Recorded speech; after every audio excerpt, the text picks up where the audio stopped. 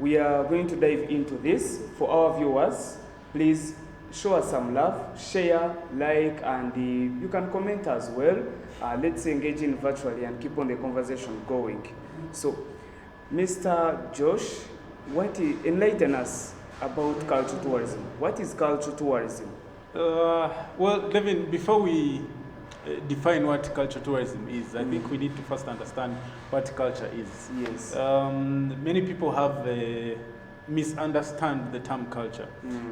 Culture is a very broad aspect. It is many scholars and many researchers have defined it using very many terms, but I can put it simply as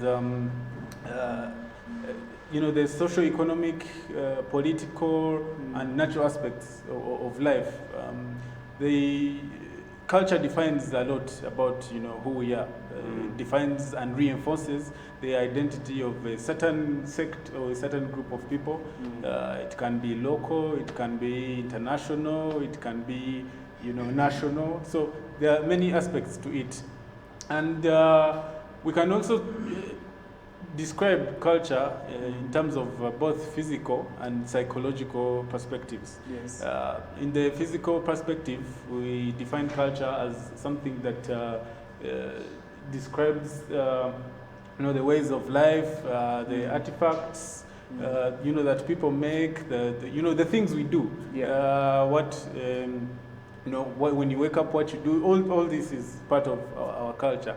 Okay. And we can also define it using another perspective, the psychological perspective, what we believe in, our values, what people think, because all these, come to reinforce our identity, like I said, our cultural identity. Okay, to cut this short, now looking at the part of it as being the tourism, I may say, part of it. Okay. What are those cultural tourism destinations that are within Uganda? Because many people out there, when they talk of tourism, obviously what pops into my head is the wildlife, the nature, the environment, all the other parts.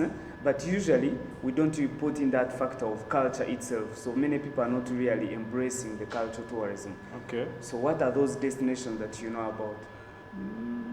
Well, but the destinations are many, Devin. We can dive into the destinations once. I think our viewers need to know what cultural tourism is. Yes.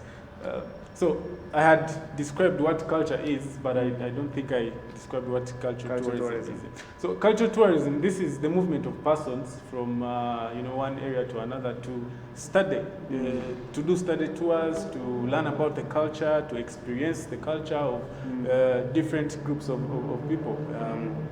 People travel all over the world, like you say, for wildlife, for a various range of reasons. Wildlife, for work, for cultural tourism as well. So some of the destinations that we have, when people come to experience the culture of Uganda, they come for example, like I was saying, it's about our identities. They come to experience who the Ankole are, who the Baganda are, who the Acholi people are, who the Karamojong are, we have so many diverse cultures in Uganda. So that is what people come to experience. So, and in these experiences, they come for monuments, they come for historical places, historical buildings, they come to see churches, religious places, all kinds of things. So, like I was saying, cultural tourism is very broad. It involves a lot of things, including heritage, which often includes architecture, monuments that I was talking about. We have religious tourism, which is also part of cultural tourism. So where I was saying people come for mosques, for example, in Uganda we have something that is big, the Namgongo Matters Shrine. And that whole story, It's a very big story that has come to be world famous. People come all the way from Rwanda, from Tanzania, from even across beyond Africa to come and specifically see the Namgongo matters. So it's really broad, like I said. Maybe what I can also add, they also come for creative tourism. You know, some people come to simply to come and look at the arts and crafts that people make. For example, the world famous Benin Bronzes that, you know, right now, in fact, they are embroiled in a battle between the authorities in Benin, the cultural authorities in Benin, and those in Germany, where the colonial masters of Germany who stole these artifacts and took them to their museums. So cultural tourism is very broad. You know, it accounts for about 40% of tourism. You know, the global tourism industry.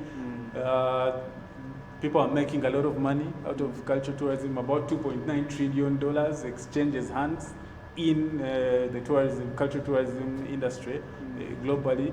So it is important that we develop these destinations in Uganda to develop our cultural tourism industry, to make it something that we can be proud of. Okay, so Uganda is among the countries that were listed to have, I may say, I think a diverse culture of it. Okay. It is the only country whereby you'll find a group of people interacting, probably about like 20 people, I may say, but each of those people are from different backgrounds. Okay. It is the only country you'll find it can happen. And among the reasons why many people usually travel also, look, it is the culture part of it.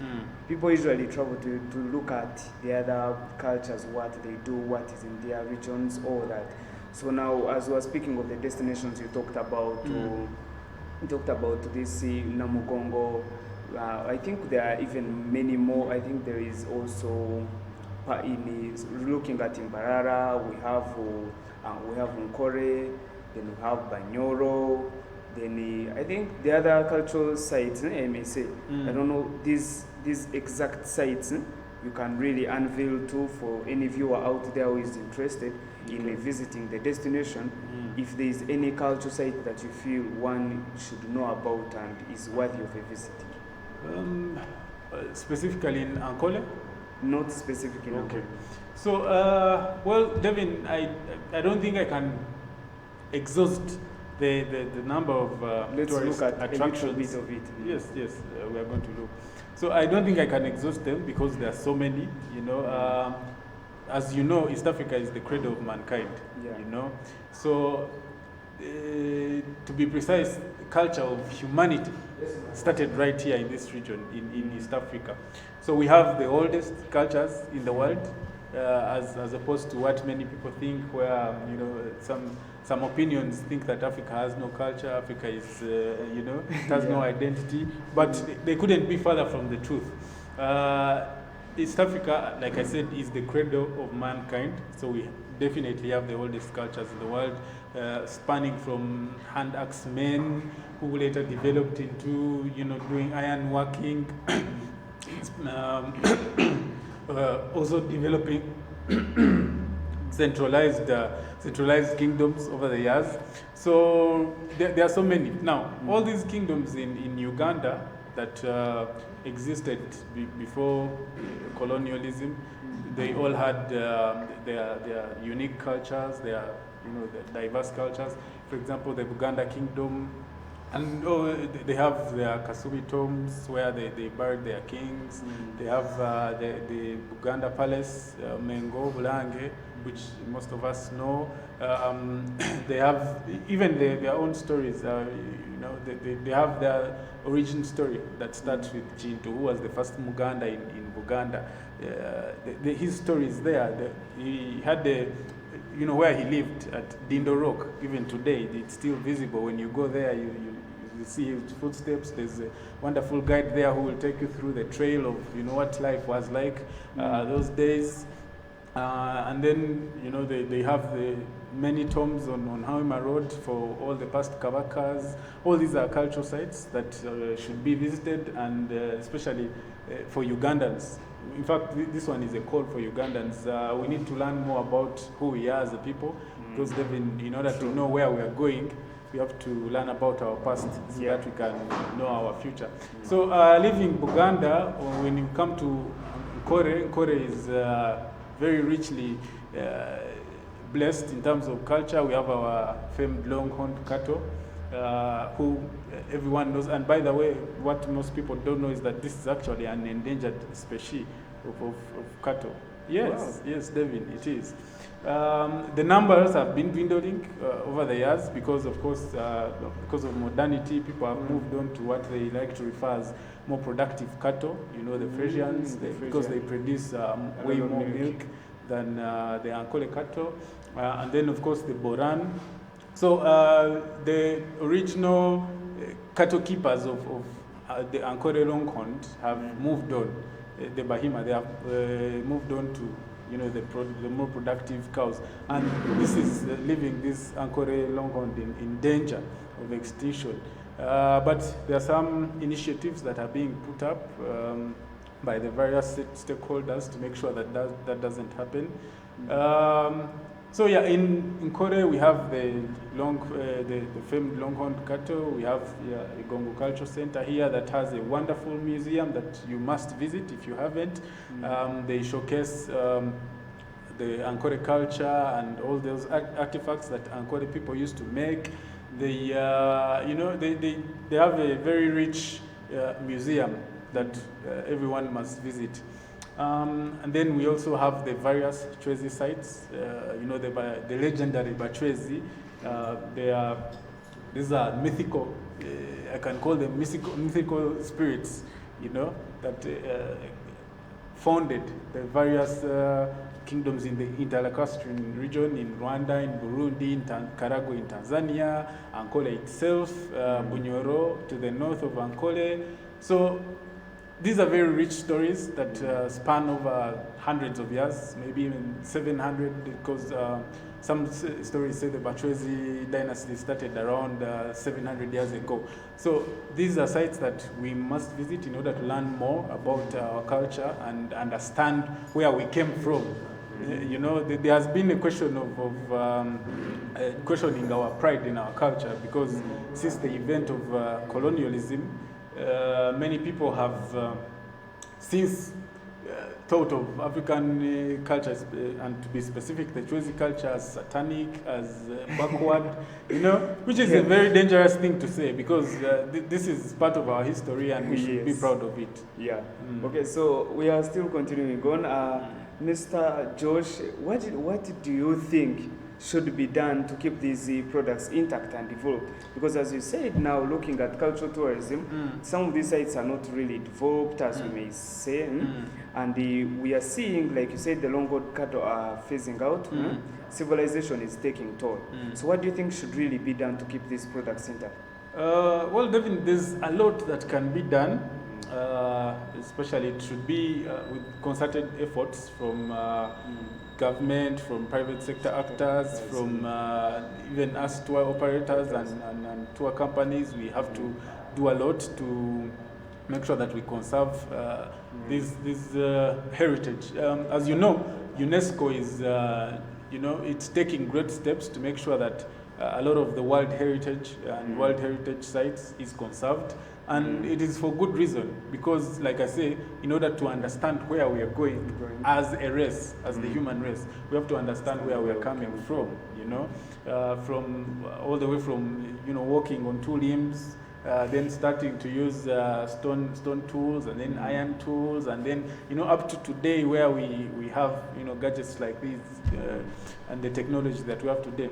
Okay. So a lot has to be done, and I think as people who are engaged in cultural tourism, we play a very important role in making sure that these things are conserved, because tourism and conservation go hand in hand, you know. Let me give you an example.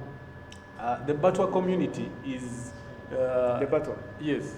Yes. The Batwa community, you know, these are one of the oldest communities living in this region. They were... well, they faced invasions from several groups, and their culture has since been threatened, I might say. They are also kind of like dwindling, you know, they have dwindled in numbers so much. They don't also live with the mountain gorillas. Yes, they live in Kisoro, they live in Rwanda, you know, in the Virungas around there. So they lived a culture of hunter-gatherers, you know, even up to today, some of them still live like that. and they are threatened. But because of tourism, some of their societies are being preserved. People come from all over the world to come and show support because they are a minority culture. So they come and help them to assimilate them in modern culture. Give them housing, give them better standards of living, give them food, because like I said, most of them were hunter-gatherers, and this is a culture that has sort of died out, in what we call the modern world. So yes, I think tourism plays a very important role in conservation of most of these sites. The museums that we have, for example, they are helping to conserve not just the artifacts and all that, but the history itself. Okay, so again, to keep on, what do you think are the advantages of cultural tourism to any individual out there? Because people are really engaging in different things. People in town now, like in Barara, nobody wants to know about culture. Cultural tourism. Yeah, everybody is engaging in their own activities, their own business. So we are seeing culture is slowly phasing out. Okay. So what are the advantages of cultural tourism? Why would one have to know about the cultural tourism? Well, Devin, what I must start with, of course, is the economic side. What most people care about, what they care about. What brings money to the cultural tourism, number one, creates a lot of jobs. For example, me and you wouldn't be sitting here if it wasn't for cultural tourism. Yes. It creates jobs. People earn a lot of money from it. Let me give an example of a country like Egypt, for example. For them, they have had the opportunity to document their history all the way to times before Christ, and their history is so well documented. So they earn a lot of money, in billions of dollars in cultural tourism, and it creates jobs. It helps them to fund a lot of their projects. It helps them to fund projects of conservation. So there's the economic advantages. Those ones are so many. Job creation, livelihood.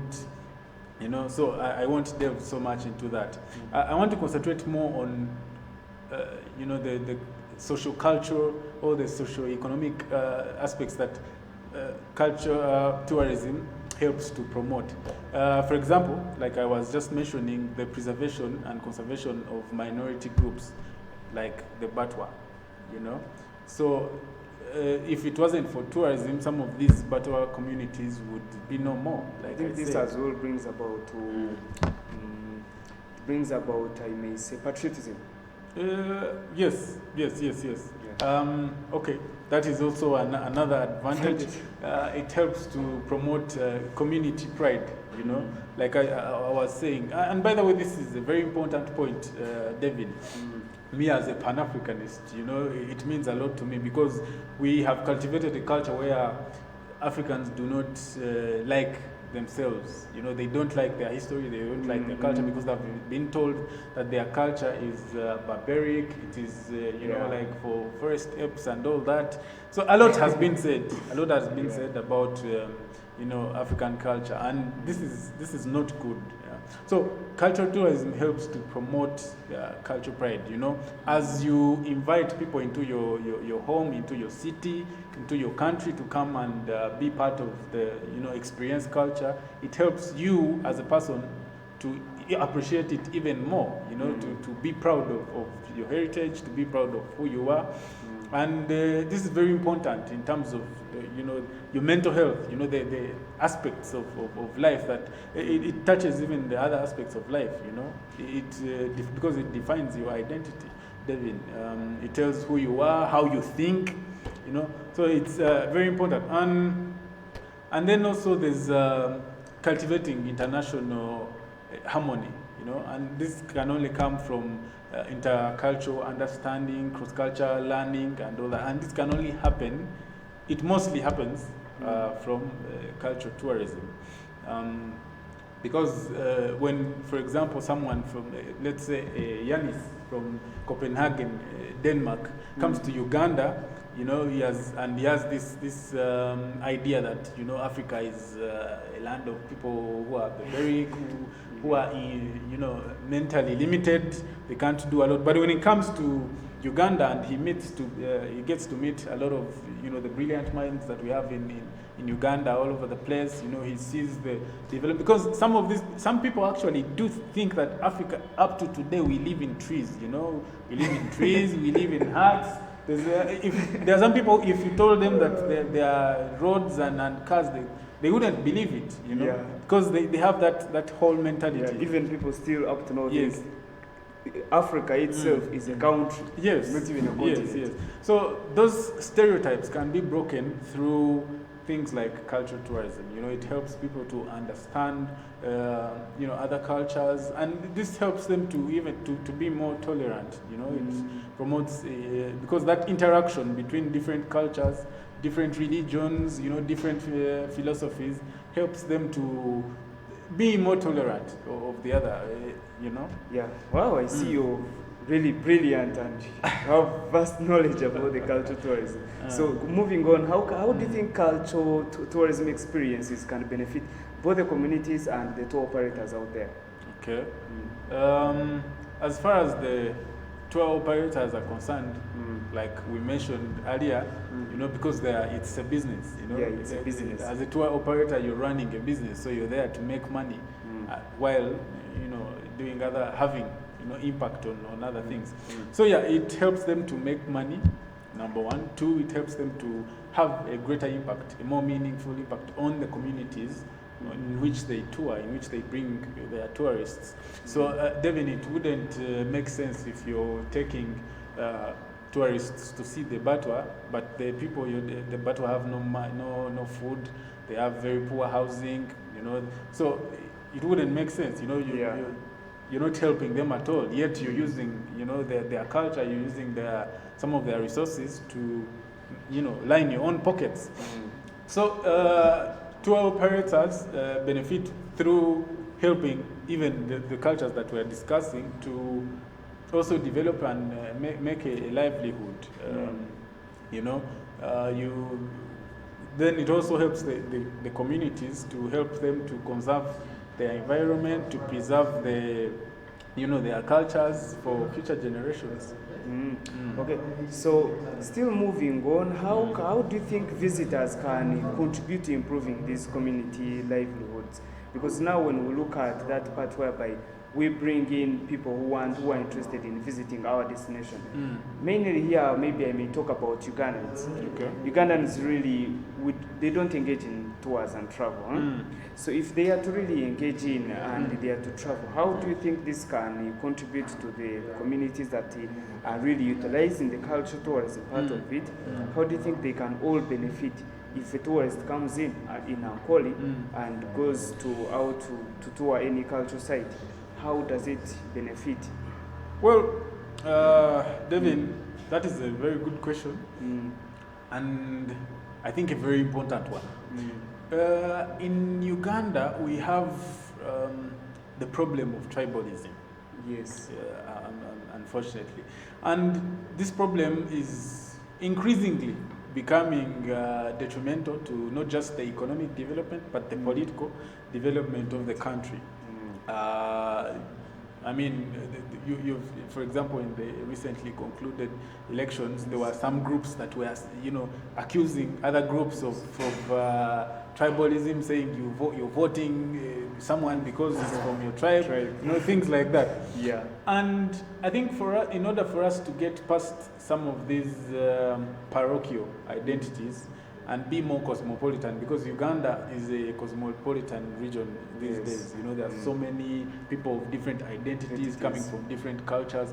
And I think in order to promote the cosmopolitan view of the world, we need to do more tourism in other areas. For example, you find that someone is born in say, the western part of Uganda, and they have never visited any other part of Uganda, like the northern part or the eastern part. So it becomes hard for them to reconcile, what the other people from the other regions think about Uganda, how they think about Uganda, and that is why it's showing even in our politics, in our social circles, things like that. And like I say, the only way we can solve that is if we promote that intercultural interaction. We need to understand, Ankole needs to understand how Soga thinks, Uganda needs to understand how an Acholi thinks, Lubara needs to understand how the Madi think. So, and this can help them to, create an environment of harmony, an environment where they can interact with each other and help the country to develop, because now, we are, like I said, we are no longer on that parochial state where it was based on, your tribal members and clan members. We are now in, a cosmopolitan world, a modern world. If anything, we should be pushing for African integration. So we can no longer be looking at tribes and things like that. And the only way we can do that is if we promote that cross-cultural learning and understanding. Yes. Okay, well, that's amazing. Thank you so much for this great mind and the knowledge you're giving out to the viewers. And for those who are viewing, we really need to embrace the cultural tourism, especially to the tour operators out there. When we bring in our clients, let us also engage them in the cultural tourism part of it. Let us look at those cultural tourism sites and we see how we can develop them. We take there our clients. It brings us money, like he said. It brings in the economical part of it, of course, whereby we all want, and all to the communities out there. This as well promotes. It brings in money as well to you. It creates jobs for you, and as well it brings about patriotism, the love for your country, for sure. Whenever patriotism is available, usually it brings about social economic impact, I may say. You cannot really love to invest in your country unless you love it. So as we are going in for a short break. Stay tuned in for those who are viewing, and please, as I had earlier informed you, when we talk of cultural tourism, what gets into your head? Leave it in the comment section below and we'll read it as we are coming in after. Thank you.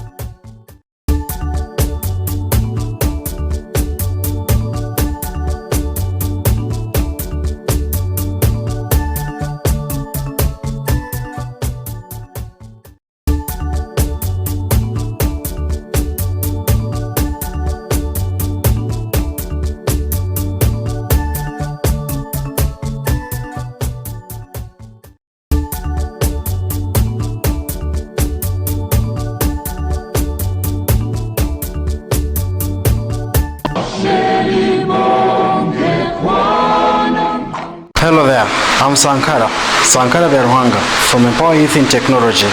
The virus has brought the world to the knees. Hashtag RIP is now trending, and yet treating COVID-19 is much expensive. I thus appeal to you, let's respect SOPs and be keen to ourselves. We will surely celebrate more birthdays, many more years to come.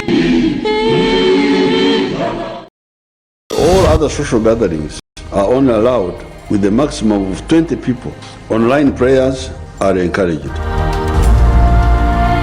Elite TV enables your event to reach more numbers. To have your event live on Facebook, YouTube, Zoom, call us now 0705 909 760 or 0781 557 245. At Elite TV, we connect audiences for the best of your event.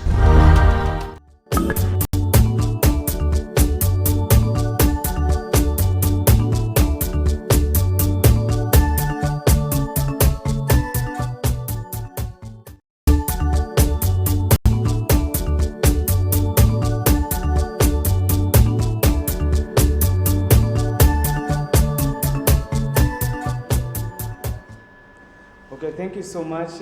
We have come in after a break, and we are still continuing on. For those who have just joined, I still welcome you to this is the Youth Travel Show, dubbed the Best of the West, where we feature the best within the Western region. And this time around, we are looking at culture tourism with Josh, who has the knowledge, I may say, of this whole thing. So as we're still continuing on, Mr. Josh, I would like to ask you as well, what do you think can be done by the responsible authorities, the Uganda Tourism Board, Uganda Wildlife Authority, I may say, and these other legal authorities that come in? What do you think they can really do to promote this culture tourism? Well, Devin, like we were saying, unfortunately, cultural tourism in Uganda is not as developed as the nature-based tourism, for example. A lot of tourists who come to Uganda come for wildlife, mostly for wildlife. And this is the trend that is only reinforced by what our authorities do. How they market the destination, Uganda itself. Most of the marketing done is about wildlife birding. We have the many national parks and conservation areas. So number one, they can do better in terms of marketing the diverse cultures in Uganda, and this is very important because it actually gives Uganda a comparative advantage. Okay, not just Uganda, in Africa in general, a comparative advantage because we have unique cultures that have not been explored fully. Most of them have been misunderstood, misinterpreted. So the only way we can change that is if we market our unique cultures and explain to the world that our culture is not as backward as you might think, because they developed over hundreds of years, like I said, and all these aspects of culture that are there were developed for a reason. They didn't just come out of nowhere. Since we are in Ankole and this is the Ankole show, you'll forgive me, I am more biased to talk about the Ankole culture more. For example, the Bahima culture is centered around their cattle, their long-horned cattle. You will find that even their proverbs, even their weddings, even their normal, their day, a day in the life of a Muhima is centered around cacao. Yes, the cow. So that is how their culture developed, because they had a different measure of wealth, and their measure of wealth was based on cattle, So their whole values, their way of thinking was centered around cattle. And, for example, if you offer the Muhima two buildings or along the most busy street in Barara, and you gave him an option of another ranch, of owning a ranch somewhere, he would choose a ranch, So all these need to be reconciled and promoted, along those lines. We need to explain to the world that our culture is much more than, what the colonial minds of the 19th century, dubbed them or gave them that whole stereotype of being backward. So that is one. They need to do more in terms of marketing. And, I have to commend some government efforts that have been put through the various bodies that are in charge. For example, here in Kore, they are renovating the Mugabe's palace, which unfortunately had been deteriorating since the kingdoms were abolished, and the Mugabe of Ankole were not, they were never reinstated. While the Mugabe is there, the hereditary ruler is there, but the institution of Mugabe, or the kingship of Ankole, was never reinstated, and that is a problem.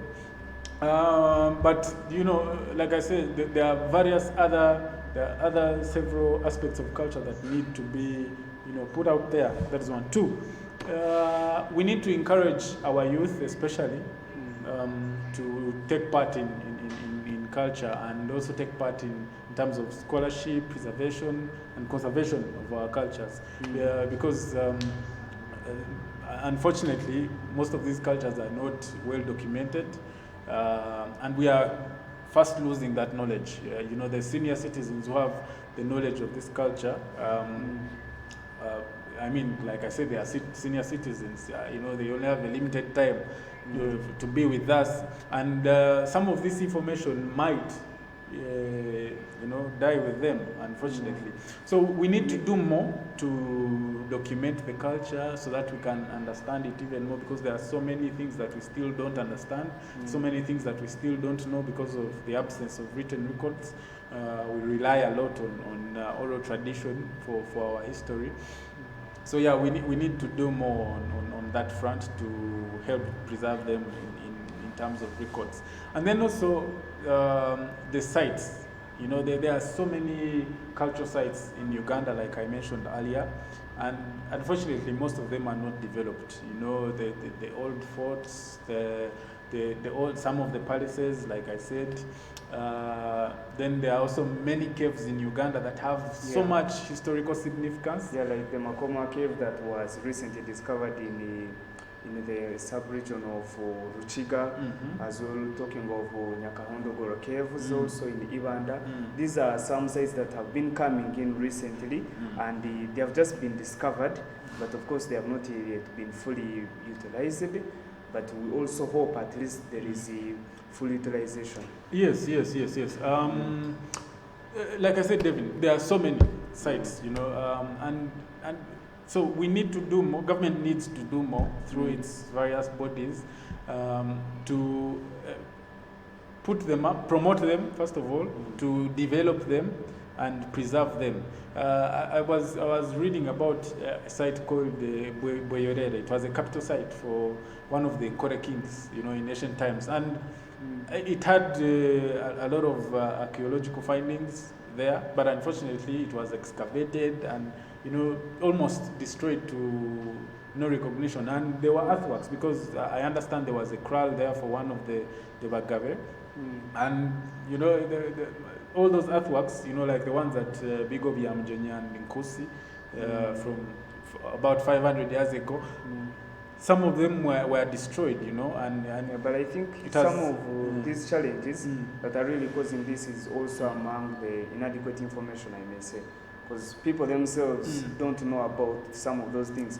You won't tell someone who wants to set up a site and make money that this is a cultural tourism site, and he doesn't know anything about it and he has never seen it bringing money. Okay. So as we're looking at it as a challenge, provision of information. I think we really also, we don't have enough information. Me saying it on my own side. Okay. I don't really know much about the cultural tourism. So definitely many people or any investor out there would really find it easy to tarnish any cultural site that they find. Yes, Devin, again, this is upon government, because we as private citizens or as private companies, we might find it difficult to preserve some of these sites. But if there was deliberate government effort to make sure that these sites are preserved, they are developed, then we wouldn't have that problem in the first place. And as well, the private sector also, I think, plays a role out in there. Yes, they play a role. They play a major role, but the biggest role, I must say, lies with the government, because they are the custodians of natural resources in the country. Yes. So, but like I said, like you said, some private developers are developing some of the sites, privately. For example, we were talking about Igongo. They have the monument there. They are trying to preserve the history by putting up the monument and all that. For example, we have East Africa Revival Museum just here in Ankole Diocese. Their museum is helping to preserve that whole history of how Christianity and specifically the Protestant and the revival movement grew in Uganda. So what do you think are the challenges that you are facing, you as a person, in bringing out the cultural tourism in people, or bringing out that cultural tourism information within the people? What challenges have you faced, and what do you think are the other challenges, the other also private sector that it faces? Well, Devin, we have already hinted on some of the problems, some of the challenges that we are facing. Number one, limited access to information. As a researcher, I often struggle to find information. For example, there's a book by a certain man called David Weeks. He wrote it about the origins of Bara. I've searched almost all libraries in Bara, public libraries, and I've been unable to find the book. I search online sources, I can't find it. So yes, there's the problem of limited access to information. Some of this information, by the way, is there, but they are locked up in books in London.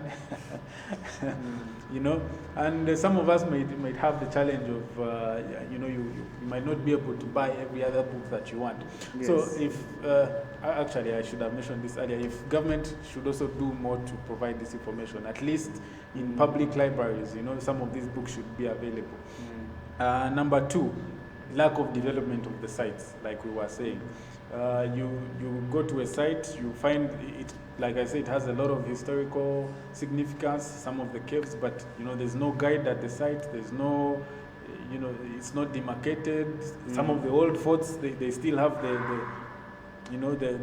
enclaves that they built around them, but unfortunately they are not developed, So, and this is, all these are problems that need to be tackled if cultural tourism is to grow, and then lack of marketing resources is also a big challenge, like we were saying, when we are marketing Uganda as a destination, we market mostly wildlife. Even when you look at most of the tour operators, they mostly market wildlife.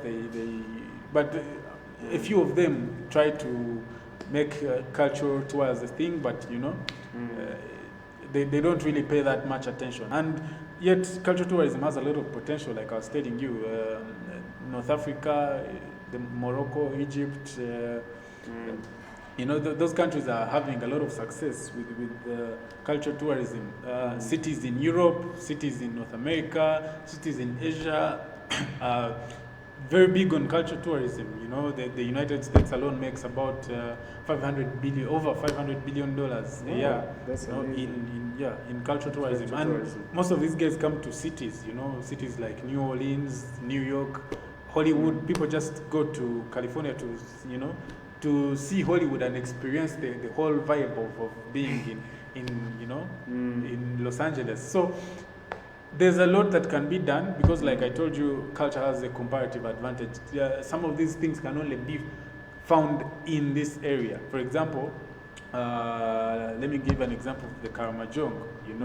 They are one of those unique communities that have not been affected a lot by what I like to call the modern world, what many people like to call the modern world. Yeah, speaking of them, I don't even know about their cultures here. Yes, well, it's not well documented for many reasons, because they didn't have a centralized monarchy, a centralized state, but they no doubt have a very long history in the region. So, yeah. Okay, as we are still continuing on, we've talked about the challenges, like now you've talked about inadequate information. What do you yourself, how do you plan on addressing some of these challenges? If you yourself you're to address any of them, looking at the private sector part of it. Well, David, first of all, I'm here. Yeah. I'm here. So we are as on the individual level, we are trying to do what we can to make cultural tourism what it can be. I must say I'm working with the chairman Usaga Cultural Guides. Mr. Tumwebaze Erasmus. We are working together on some projects. We want to publish a magazine that will, showcase the various diverse cultures of Uganda, the dances, the dishes, and all that. Some people actually travel for food. I don't know if So, yeah. We believe that we can do something at least to contribute to marketing Uganda as a cultural tourism destination. Okay. So Yes. as we're still moving on, some questions have come in online, and we have these are the comments. We have Narezela Agaba. He says, "Wow, that's my man Josh. Let's raise the bus." Yeah, thanks. And he poses a question: how can tourism contribute to sustainable social cultural development? Sustainable social cultural development. Well, like we were talking about, some of these things overlap, some of the advantages. And like we were saying, number one, it would promote international harmony. No, actually, not even international, but even national harmony itself, like I was saying. Because that cross-cultural learning and understanding, that interaction of different cultures and different philosophies, is so important for, to improve your horizon, the way you look at things, If, like I was saying, your values could only be that, could make you think, value wealth in terms of cows, for example. But if you meet a man from Kabale, yeah, he could tell you that, no, for me, I measure my wealth using the number of potato gardens I have, Yeah. So, and you could say, what, maybe I can also try growing some potatoes, So that cross-cultural interaction and understanding is very important to broaden horizons and contribute to sustainable development of not just, and enriching people's lives. Okay, thank you so much. I hope that answers the Agaba. And still now, going deep, we are now in Ankole, looking at our areas of jurisdiction. Some tour operators probably are in Ankole. Okay. Well, how can they package some of these tourism products? Because they've been packaging wildlife, they've been packaging the other part of the tourism sector, but some of them have not yet really tapped into the cultural tourism part of it. So how would one package it in a way? Okay, packaging cultural tourism. First of all, you need to understand what are the needs of the market. When a cultural tourist comes to Uganda, what is he looking for? What is he or she looking for? What do they expect to find? What do they expect to learn? What do they, what do they expect to experience? So once you understand the market needs, then that helps to inform your decision on how to package it. Now, according to, some career students have done research on the topic, and they found that most tourists who come and they are interested in culture are actually more educated than the tourists who come for, just wildlife. Yes, because for them they are looking to expand their horizon, like I was saying. So you need to package it in such a way that you explain to them our ways of life. What do the Banyankole do? How do the Banyankole think? All these are aspects of culture. Like I said, there are two perspectives you can see this from. Number one, the physical perspective and the psychological perspective. Now, all these need to be embedded in your product. So you tell them, what does it mean to be a Mnyankole? It means that I will go, if it means that if I'm a Muhima, the Bahima part of the country, it means I will wake up, probably go and milk my cattle, then after that, show them the lifestyle of a Muhima. And if you're marketing the other side of those, the cultivators, I don't like to use the word bill, but when abahinji, tell them what aspects of life are involved in being a muhinji. You go and grow coffee, you grow and grow tea maybe, you grow and, at the banana plantation, what do you do in the banana plantation? Wow. When you harvest the banana, what do you do with it? If you want to make beer, local beer out of the bananas, how do you do it? If you want to make the kashera, how do you do it? All this food, how do you, what do you eat? How do you get the food that you eat? All this is part of cultural tourism, because like I said, we are trying to understand the ways of life.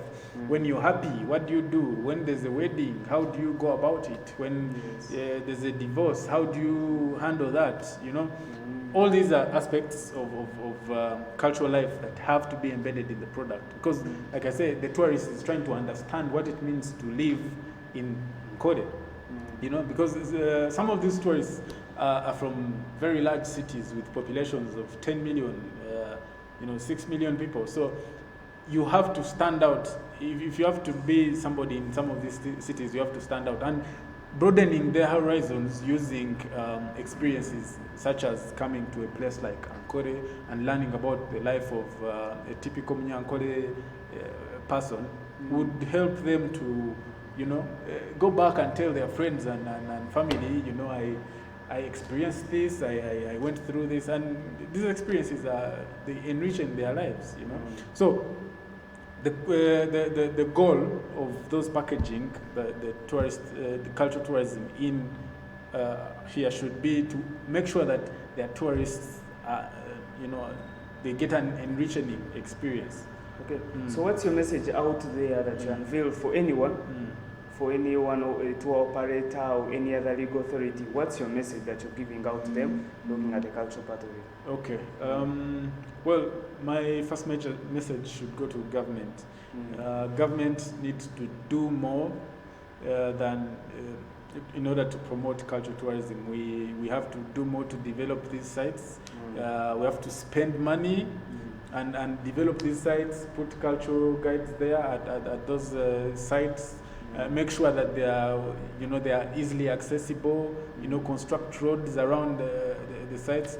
For example, I was reading about a research conducted about the Shenyi Cultural Village, and one of the reasons why tourists preferred the destination was because it was easily accessible compared to the other destinations that they had heard about.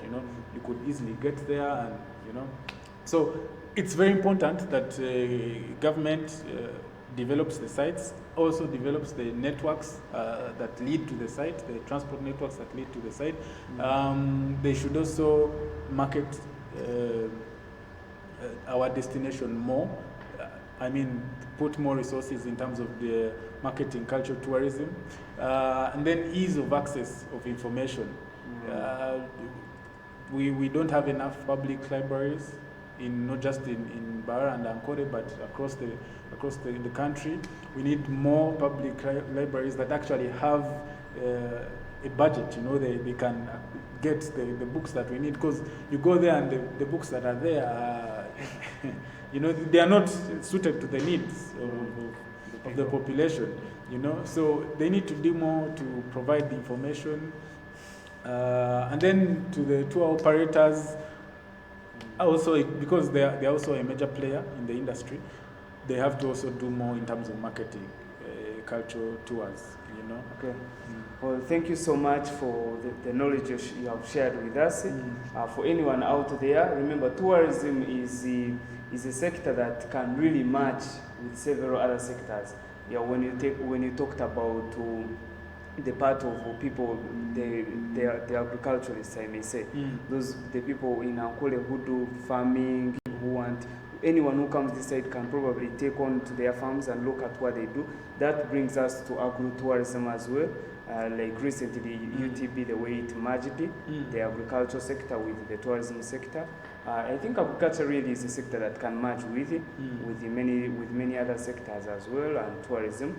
So as we are concluding, for any tour operator out there, it would be really interesting if you also tap into the opportunities of cultural tourism that is unveiling to you all. And also for the communities out there, it is really good when we preserve what we have. It is better we ourselves shouldn't sometimes wait for the responsible authorities. Yes, they play a bigger role, but as well we need to first sensitize ourselves, give out, I may say, an alarm or a call to them. We need this site, we need it developed. It doesn't have to crash. You get? So we need it, and people and the responsible authorities can really preserve it once they hear the call of the people. So we need to as well engage in. So for anyone out there who is practicing the cultural part of it, let's embrace more of cultural tourism and see the opportunities it taps for us. So thank you all for those who have viewed and for all those who have been with us on the comment section below. Stay tuned in and we'll keep on the conversation going there. We'll be answering your questions even if we are off. So thank you all for all those who have been with us.